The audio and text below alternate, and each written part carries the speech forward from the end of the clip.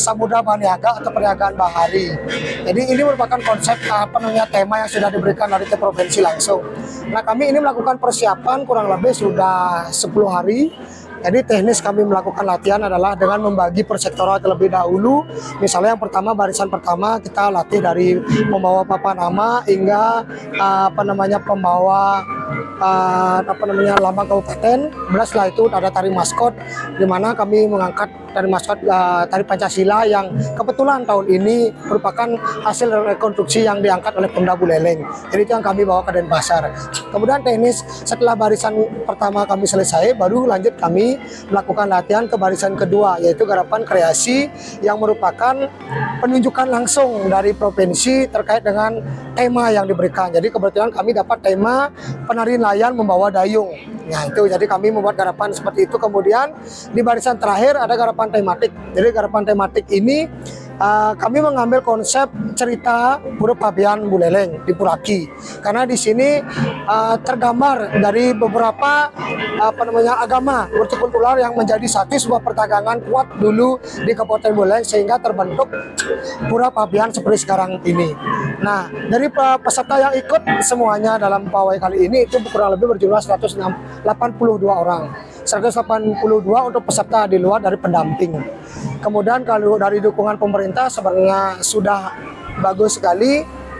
Kalau bisa mohon perhatiannya kembali, misalnya dalam hal seperti ini diberikan istilah support kepada anak-anak kami, terutama pada saat hal pembinaan seperti ini.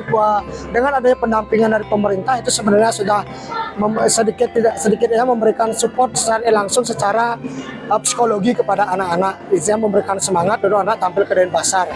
Nah itu kemudian proses kendala selama proses latihan ini adalah sebenarnya karena ini merupakan istilahnya ada beberapa gabungan.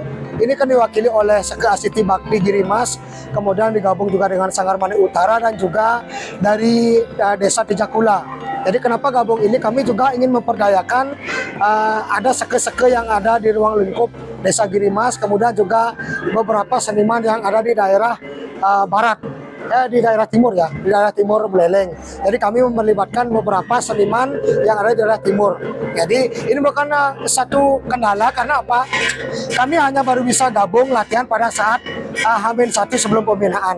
Karena sebelumnya kami hanya bisa latihan sesuai dengan kondisi tempat masing-masing. Karena kita diatur oleh jarak. Itu sih hanya kendalanya yang kami hadapi. Tetapi H-1 kami gabung itu sebenarnya sudah menemukan titik terang, artinya bagus respon dari anak-anak melihat dari kesiapan untuk pembinaan hari ini.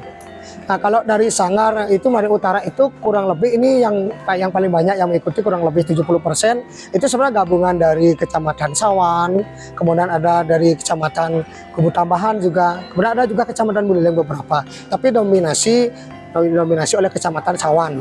Jadi kebetulan Sanggar Mani Utara itu terletak di Kecamatan Sawan di Desa Giri Emas. Ya tentunya kalau harapan yang sebagai pembina mungkin juga masyarakat Buleleng dan Pemda Kabupaten Buleleng tentunya ingin tampil yang terbaik. Jadi kami berharap para peserta baik penari, penabuh atau tim nanti yang berangkat ke Denpasar bisa menampilkan garapan ini secara maksimal di hadapan masyarakat Bali, khususnya juga di hadapan Presiden Jokowi nanti yang menghadiri pembukaan pawai kali ini.